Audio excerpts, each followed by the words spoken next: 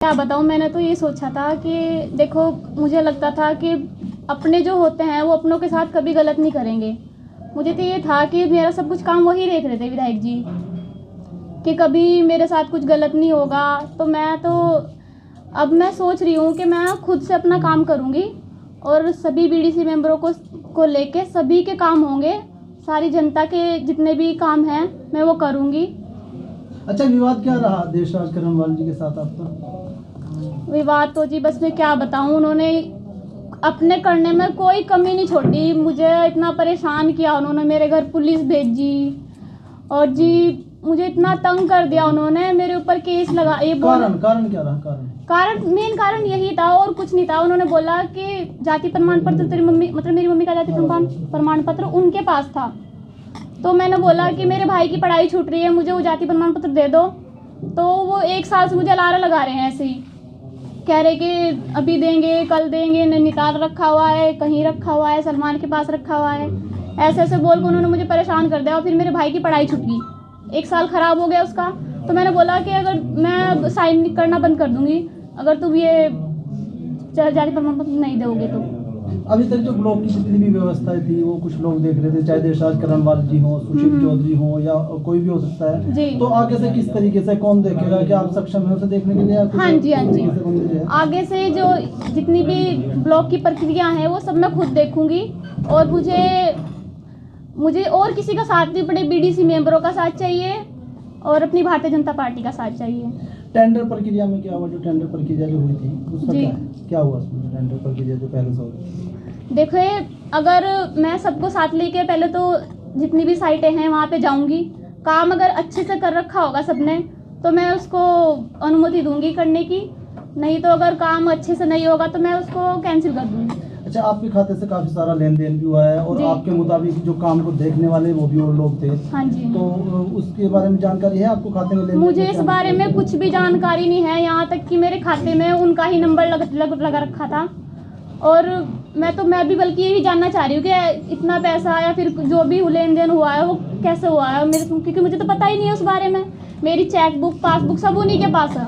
इनके पास? देशराज करणवाल जी के पास। तो जो बीडीसी सदस्य थे जी, जो है उनका कहीं ना कहीं जो तालमेल था, जो रोजमर्रा का मिलना जुलना था, हाँ जी, वो देशराज करणवाल जी के साथ था।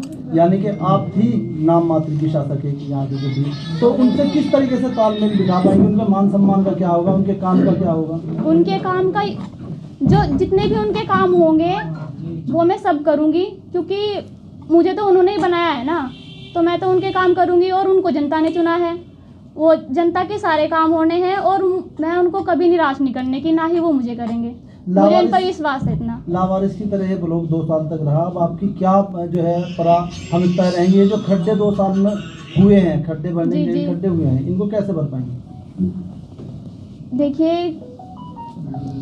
आपकी प्राथमिकता काम करने की मुख्य रूप से क्या रहेगी? मेरी प्राथमिकता ये रहेगी कि जैसे जितने भी ब्लॉक में काम आ रहे हैं वो तो होंगे ही, बाकी और जितनी भी योजनाएं हैं ना तो मैं उधर से वो भी लाएंगे हम, जिससे ज़्यादा से ज़्यादा विकास हो सके।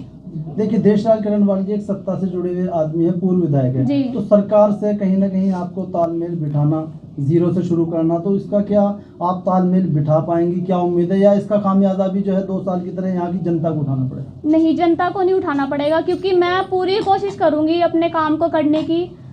मैं पूरी जी जान लगा दूंगी अपने काम को करने को, क्योंकि मुझे किसी से कोई पैसा नहीं चाहिए, मुझे तो बस काम चाहिए, विकास चाहिए। अच्छा, और वो मैं करूंगी। देखो जी, मेरी बात सुनो, प्रमुख बनाई उन्होंने और रखी घर में, झाड़ू लगवा, पोछा लगवा, रोटी बनवाई उसका। किसने? इनके ताऊजी ने, देशराज ने, देशराज जी ने। अच्छा। हाँ, तो फिर कहना, मैंने कहा मेरा जाति का प्रमाण पत्र दे दो, मेरे लड़के की पढ़ाई रुक रही और मका एडमिशन हो जाएगा। कि वो तो नैनीताल है, यहाँ नहीं है, उसमें तो 2 लाख लगे हैं, उसमें यो लगा है, मुझे दिया नहीं है, वो मेरे बच्चे की पढ़ाई रहेगी। तो दस्तावेज अपने कब्जे में रखे करके? अपने उनके कब्जे में, हमारे पर नहीं आए हैं। अच्छा। हमारे पर नहीं आए जी। तो कहना फिर इन लड़की ने कह दिया कि जी मेरे भाई के नहीं बढ़ने के कागज नहीं बढ़ने और एडमिशन नहीं हो रहा, तो मैं साइन क्यों करूँ? इनने साइन करने तो मना कर दी। फिर गलत इल्जाम लगाने लगा उस पर ये गलत लड़की है, यो घर पुलिस भेज जलने का, मेरे ठेकेदारों को भेज जलने का, धमकी देना अकरी तेरे मम्मी को मारूंगा, तेरे रिश्तेदारों को मारूंगा, तेरे परिवार को मारूंगा, तेरी माँ को मारूंगा, ये तू सहन नहीं करने की। रोज पुलिस गरी गई मेरे। फिर अब क्या स्थिति है, अब किस तरीके से जो है आप दोबारा मीडिया के सामने आए हो, क्या उम्मीद है आपको? बची हो क्या ना, लड़की अपना संभालेगी बेचारी, अपना काम करेगी। मैं तो नू इतनी पढ़ी लिखी नहीं, मैं तो गुंठा टेक हूँ, कोरे कागजों पर मेरे साइन ले रखे, अपना डरा डरा कर हम साइन कर दो, यो कर दो। तो अब आपकी जो है क्या सरकार के कुछ जो मुख्यमंत्री या जो जिम्मेदार लोग हैं उनसे मुलाकात करी है? हाँ जी, मुलाकात करी है। आपको उम्मीद है कि सरकार पूरा साथ देगी? बच्चे वो उन्होंने जब कदम उठाया तो वो साथ जरूर देगी। ठीक है।